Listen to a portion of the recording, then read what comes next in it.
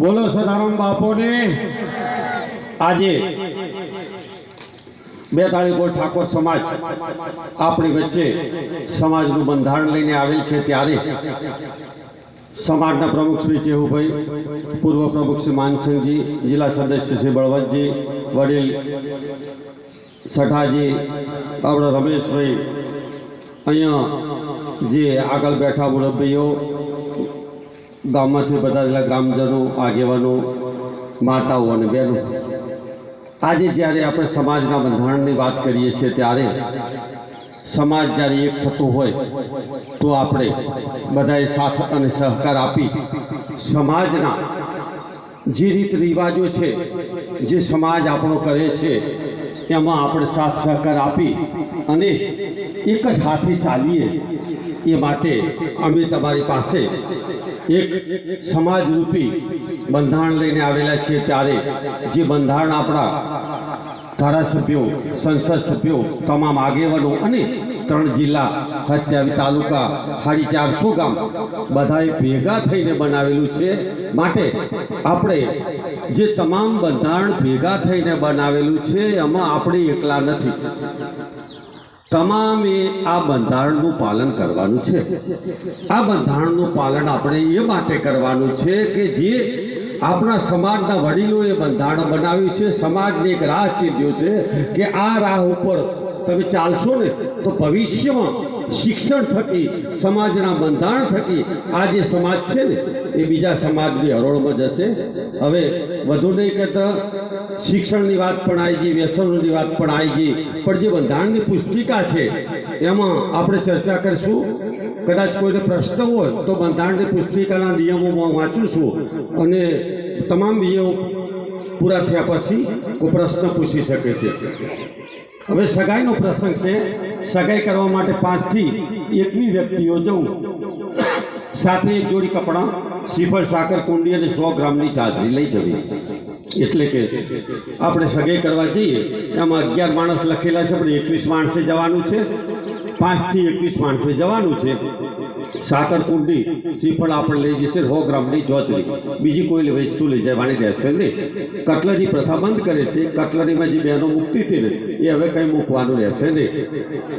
સમાજના તમામ પ્રકારના ઓઢવણા પ્રથા બંધ કરેલ છે. એટલે કે ઓઢવણા પ્રથા એટલે આપણે મરણ પ્રસંગ હોય, પછી મામેરાનો પ્રસંગ હોય, લગ્ન પ્રસંગ હોય, કોઈ પણ પ્રસંગમાં ઓઢમણા કોઈએ લઈ જવા નહીં. તમામ પ્રસંગોમાં રોકડમાં વ્યવહાર કરવાનો રહેશે. કોઈએ ઓઢમણા લઈ જવાના નથી. બહેનોને જે તમે કટલરી આપો છો ને એની જગ્યાએ તમારે કટલરીની જગ્યાએ રોકડમાં વ્યવહાર કરવાનો રહેશે. તમે પાકીટમાં 100, 200, 500, 2000 રૂપિયા મૂકી શકશો, પણ કટલરી કોઈ લઈ જવાનું રહેશે નહીં. લગ્ન પ્રસંગ બને તો મા મહિનો અને વૈશાખ મહિનામાં આપણે કરવાના રહેશે. લગ્ન પ્રસંગમાં લગ્ન મૂકવાની પ્રથા સદંતર બંધ કરેલ છે. એટલે લગ્ન આપણે મૂકવાનું રહેશે નહીં. કોઈએ લગ્ન લઈને જવું નહીં. તમારા તો તમે મહારાજને બોલાવીને લગ્ન લખાયા, પછી એ લગ્ન તમારે ઘરે જ રાખવાનું, વોટ્સઅપ પર મોકલી દેવાનું અને હામા પક્ષે એમને જે લગ્ન લખેલ છે એ પ્રમાણે સારું ચોઘડિયું જોઈ અને હામાં ગણે બેહારવાના રહેશે. કોઈએ લગ્ન લઈને જવાનું રહેશે નહીં. સામા ગણેશ બેસાડવાના રહેશે. જાનમાં સનરૂફવાળી ગાડી લઈ જવી નહીં. એન્ટ્રી પ્રથા સદંતર બંધ છે. એટલે સનરૂફવાળી ગાડીમાં ઘણા બધા ખબર પડશે કે જે આગળ ફોન નીકળે ને એવી ગાડી કોઈને લઈ જવાની રહેશે નહીં. સાદી ગાડીમાં જવાનું રહેશે. સનરૂફવાળી ગાડી રહેશે. એની એન્ટ્રી પ્રથા એટલે નહીં આપણે તો એક વરઘોડો ચડાવતા, પછી સાંજે આપણે નહીં રાજ્યોગો કહેતા હોય અને પછી એન્ટ્રી મારવાની પ્રથા હતા. આ તમામ આપણે સમાજે બંધ કરેલ. એટલે કોઈને દુઃખ લગાડવાનું નહીં ભાઈઓ. તમામને એક જ હરખું આપણે આ પાલન કરવાનું છે. જાનમાં 11 થી વધારે વાહનો લઈ જવા નથી તથા મહિલા કે પુરુષોએ 100 માણસો જ જવું. એટલે કે તમારે 11 સાધનો નાના મોટા થઈને એસટી હોય કે તમારે મોટી ગાડી હોય, લક્ઝરી કરી હોય, એની સાથે તમારે 11 સાધનો લઈ જવાના રહેશે.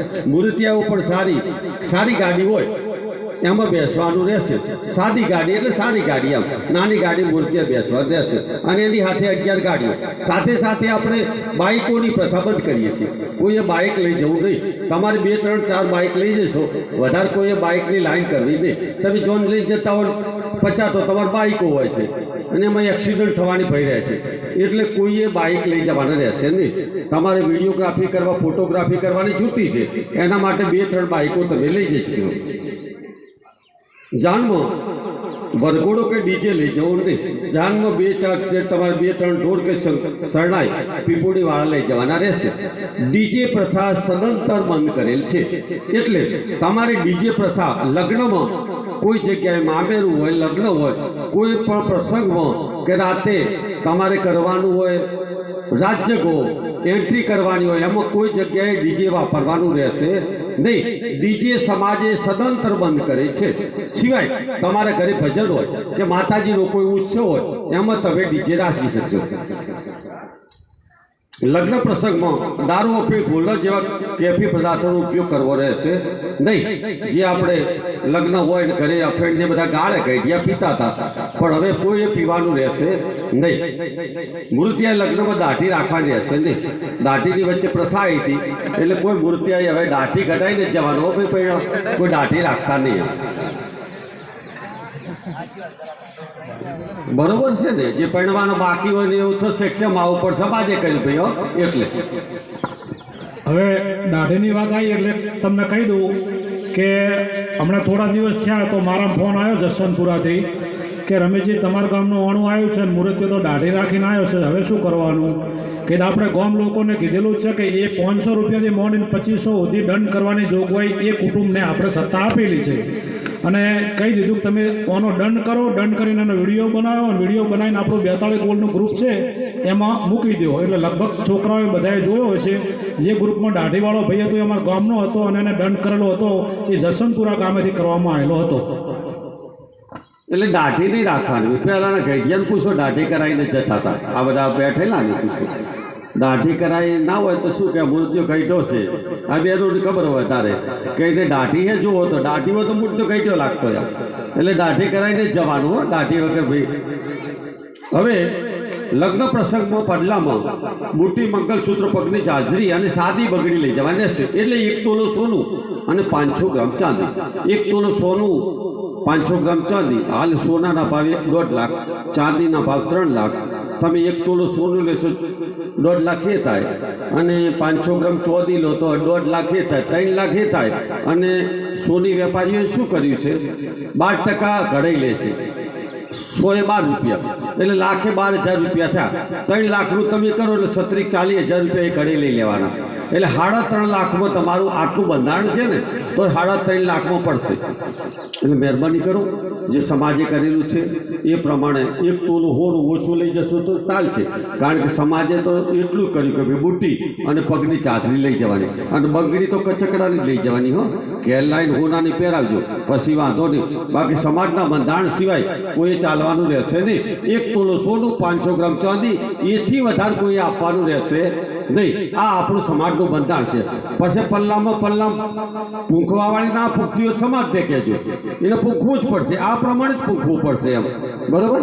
અગાઉ તમે સમય જોયેલો છે કે જ્યારે પાણી નહોતું, તો પીલીવાડા ગામની વાત કરું, હું પડોશનો જ છું એટલે મને ખબર છે કે જ્યારે પાણી નહોતું, નર્મદા કેનાલ નથી, ત્યારે કેટલી બધી મજૂરી આપણે કરતા હતા. પાંજરાપોળમાં લોકો મજૂરી કરતા હતા. અત્યારે તમારે પાણી આવ્યું છે, દરેકના ઘરમાં 10, 20 બોરી પડેલી છે. પડી છે ને, કારણ કે નર્મદા યોજના આવી છે. તમે મજૂરી કરો છો, ભેંસો રાખો છો, દૂધનો ધંધો છે, બધા સુખી છો શિક્ષણ થકી.